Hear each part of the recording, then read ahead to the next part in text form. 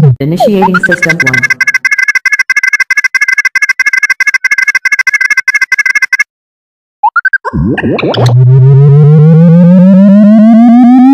System 1 loaded.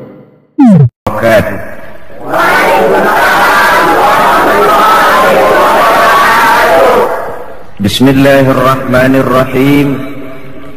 Alhamdulillahi rabbil alamin.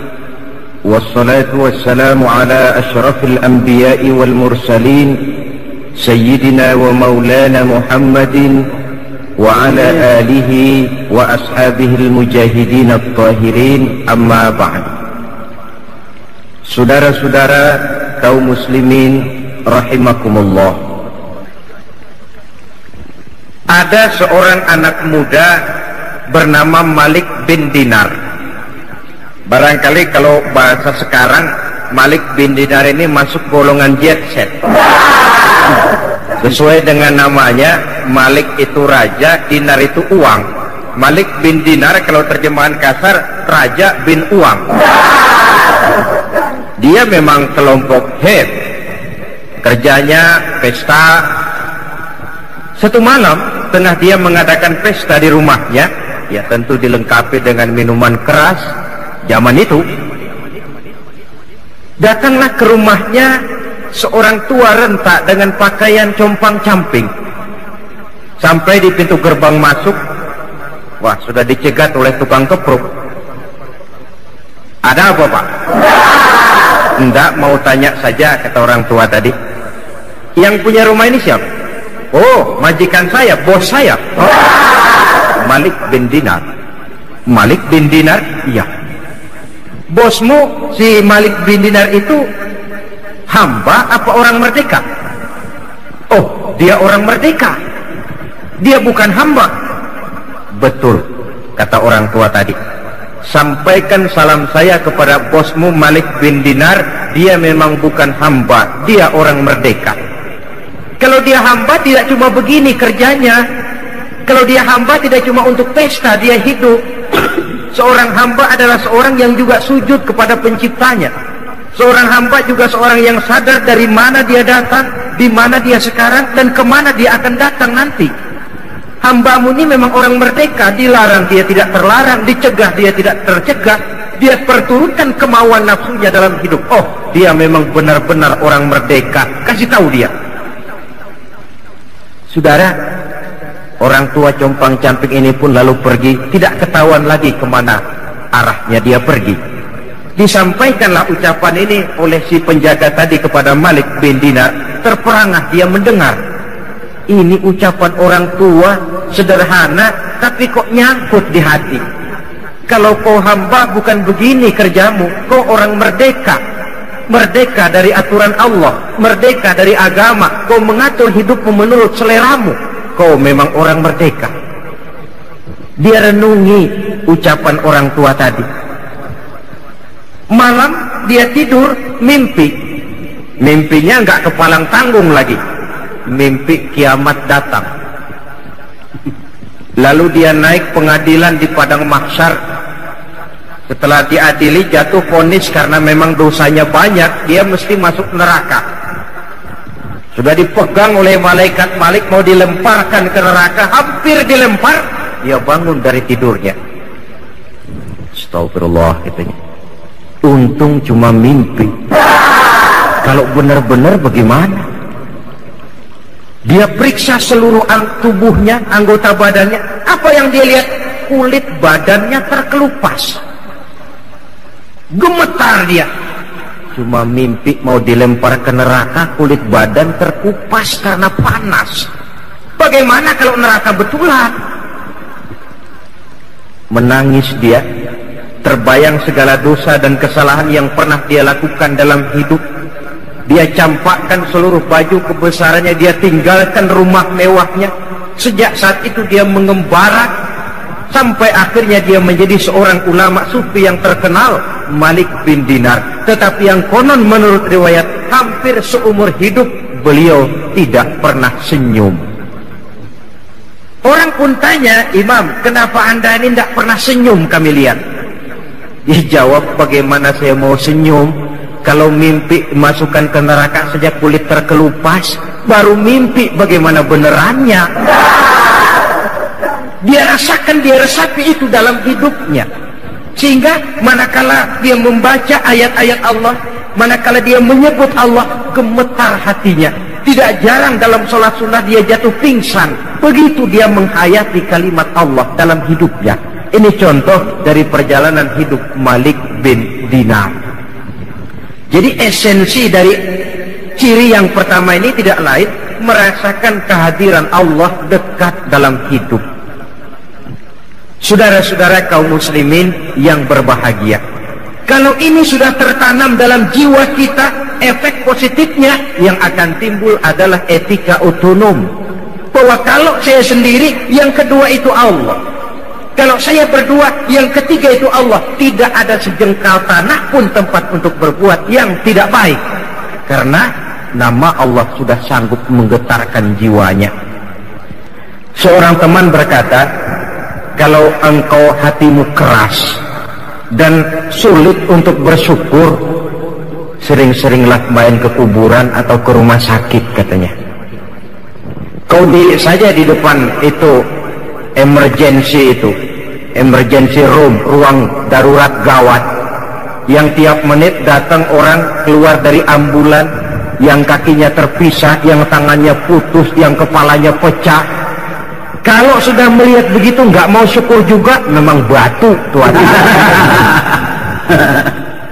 Atau sering-seringlah main ke kuburan, hayati yang kau lihat.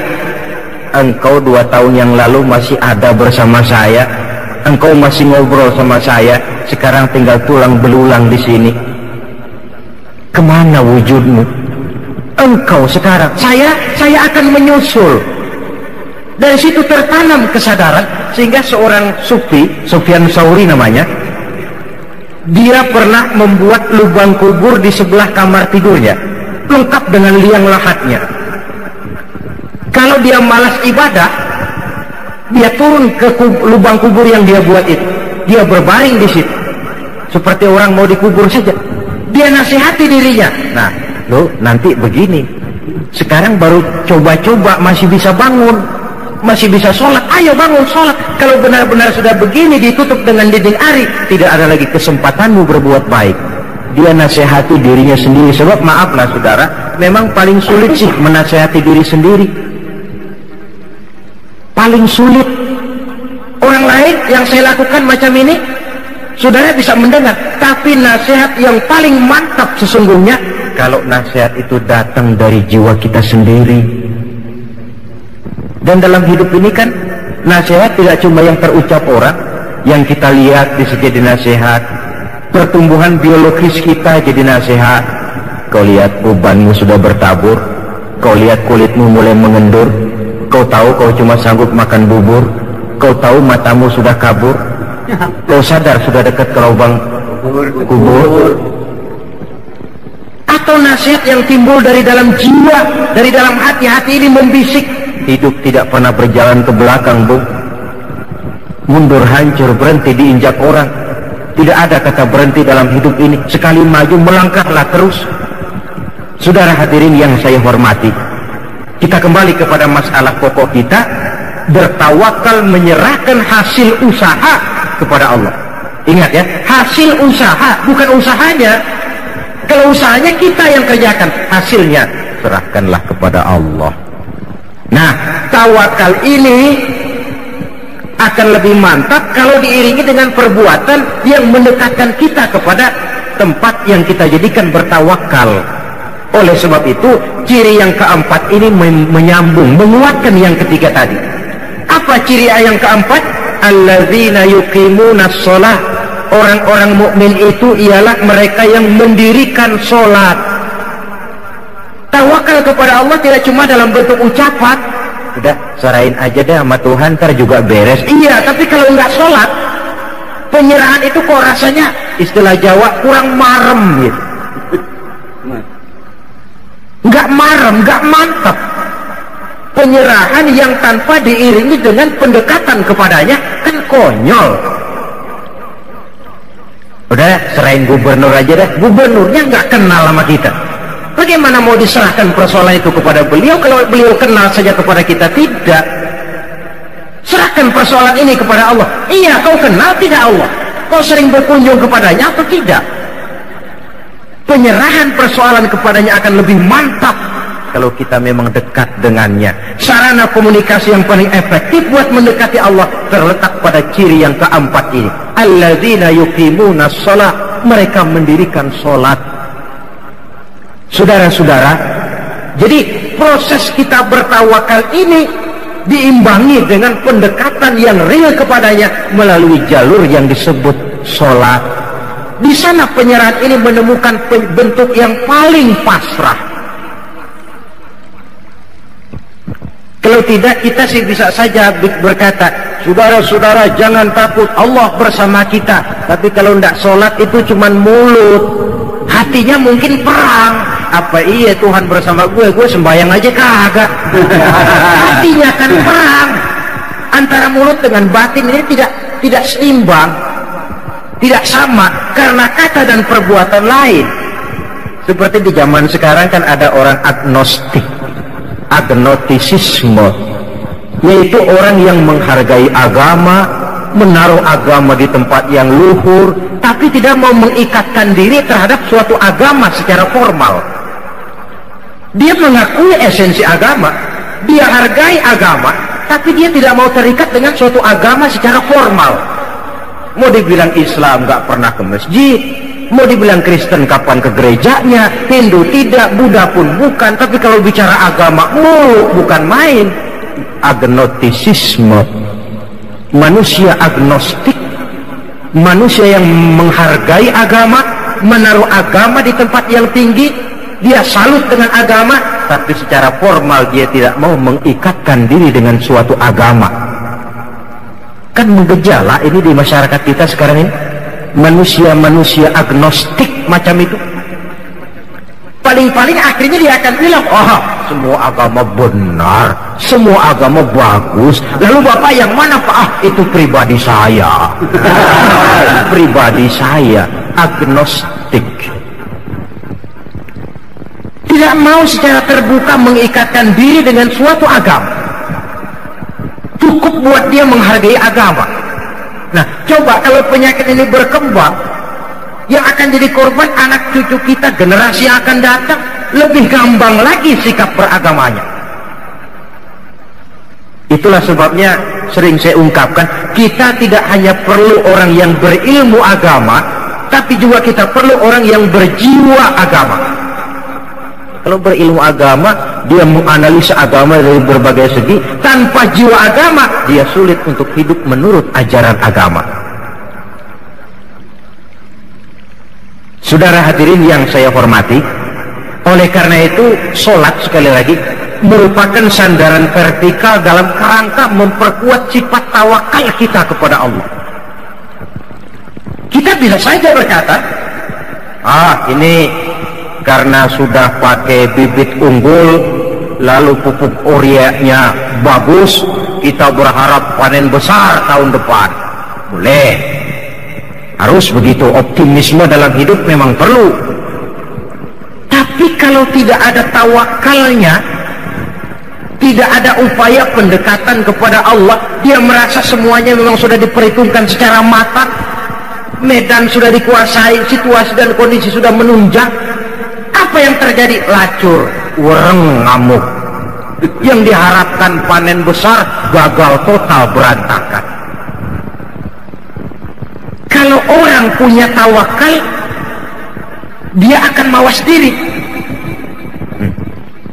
Inilah manusia, dia cuma berupaya, Allah menentukan, ada hikmahnya buat kita.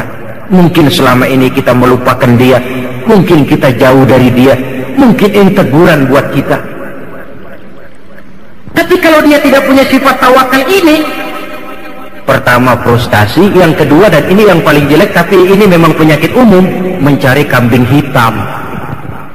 Ini kan penyakit umum, kurangnya sifat jantan, mencari kambing hitam, menyalahkan sana, menyalahkan sini, yang tentu yang disalahkan menangkis diri, mendebat dan membantah.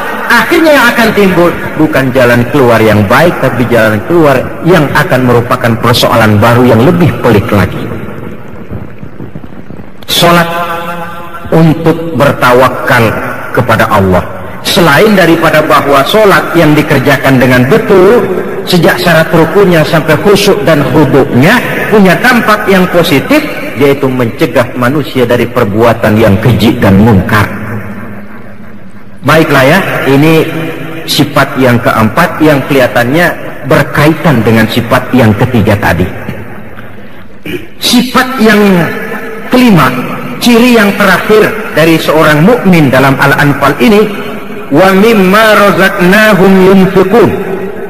Mereka orang-orang mukmin itu membelanjakan rezeki yang diberikan kepada mereka itu di jalan Allah. Dia peras keringat, banting tulang, pergi pagi pulang sore, berusaha. Setelah dia dapat, dia sadar di sini ada hak anak yatim, di sini ada hak masjid, di sini ada hak pondok pesantren, di sini ada hak janda-janda tua yang miskin, punya anak banyak, hidup perusantunan, sehingga dia lalu tidak hidup hanya untuk kepentingan perut dan dirinya sendiri saja, tapi mampu menjadi rahmah sekurang-kurangnya bagi lingkungan di mana dia tinggal.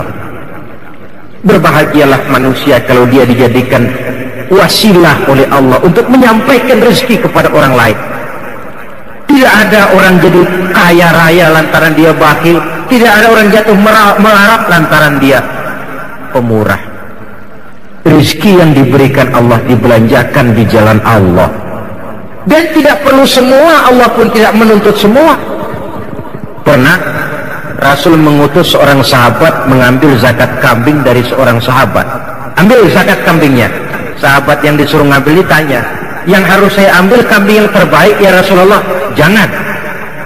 Lalu yang terjelek juga jangan. Yang pertengahan saja. Kalau kau ambil kambingnya yang terbaik, nanti susah hatinya orang yang punya kambing. Kambing saya yang paling bagus diambil. Kalau kau ambil kambingnya yang paling jelek, kasihan orang yang nerima, nanti dia ngedumel, kambing gempor aja dia zekati. Keseimbangan. Hak milik pribadi ada, diakui, tapi harus berfungsi sosial. Coba, bakhil dicela dalam Islam, tapi mubazir, boros juga tidak dibenarkan dalam Islam. Jalan tengah antara boros dan bakhil, pemurah. Bedanya pemurah dengan pemboros apa? Kalau pemboros dia tidak peduli membelanjakan harta untuk sesuatu yang tidak ada manfaatnya, itu boros. Nah kalau pemurah, harta ini dia belanjakan dalam sesuatu yang jelas ada manfaatnya. Maka bersabdalah Nabi, Ar-Rahimuna yarhamuhumur Rahman, irhamu ahlal ardi yarhamkum man fis sama. Orang-orang yang punya belas sifat kasih akan dikasihi pula oleh Allah. Sebab itu sayangi apa yang ada di permukaan bumi, nanti yang di langit akan sayang pula kepadamu. Akan berlimpah kasih sayang dan rahmat Allah kepada kehidupan. Alangkah nikmatnya kalau yang kaya sayang kepada yang miskin lalu menolongnya, yang alim sayang kepada yang awam lalu membimbingnya, yang berkuasa dan kuat sayang kepada rakyat yang lemah lalu melindunginya. Akan turun rahmat Allah, akan tercipta kehidupan yang tenang, damai dan tentram. Sebaliknya, kalau yang kaya memakan yang miskin, yang alim membodoh-bodohi orang yang memang sudah bodoh, yang kuat dan kuasa malah menekan kepada yang lemah, hidup ini akan jadi bencana. Yang timbul bukan lagi kebun dunia yang indah permai, tapi barangkali neraka dunia yang membuat kita tidak kerasan menjalani hidup ini. Saudara-saudara, agaknya inilah pembicaraan kita pada pertemuan kali ini. Saya ingin mengakhiri uraian ini dengan satu cuplikan peristiwa kecil. Al-Hasan pernah bertanya kepada seorang laki-laki, "Amu'minun anta?" Apakah kamu orang mukmin? Orang ini menjawab, kalau yang dimaksud dengan mukmin itu beriman kepada Allah, malaikat, kitab, rasul dan selanjutnya, ya saya mukmin. Tapi kalau yang dimaksud mukmin seperti yang dikatakan Allah dalam ayat Anfal ayat 23 yang kita bicarakan ini, saya nggak tahu saya termasuk mukmin apa enggak katanya. Ini jawaban orang itu dan ini jawaban kita barangkali. Kalau soal iman kepada Allah, malaikat kita, pokoknya kepada rukun iman yang 6, ya kita mukmin. Tapi kalau sudah bicara Anfal ayat 2 dan 3, apakah kita mukmin? Secara jujur, marilah kita mencoba menjawabnya. Yang pada akhirnya jawaban itu akan kita terjemahkan dalam perbuatan kita untuk menyesuaikan antara ciri dengan keadaan kita. Sehingga semoga menjadilah kita orang mukmin sebenarnya seperti yang dikehendaki Allah dalam Al-Anfal ayat 2 dan 3. Amin ya rabbal alamin. Nah saudara, sekianlah jumpa kita kali ini. Walaupun yang saya sampaikan singkat, mudah-mudahan ada manfaatnya. Terima kasih banyak atas segala perhatian. Mohon maaf atas segala kekurangan. Usikum wa nafsi bitaqwallah. Aqulu qawli hadza wa astaghfirullahal azim li wa lakum. Wassalamu alaikum warahmatullahi wabarakatuh.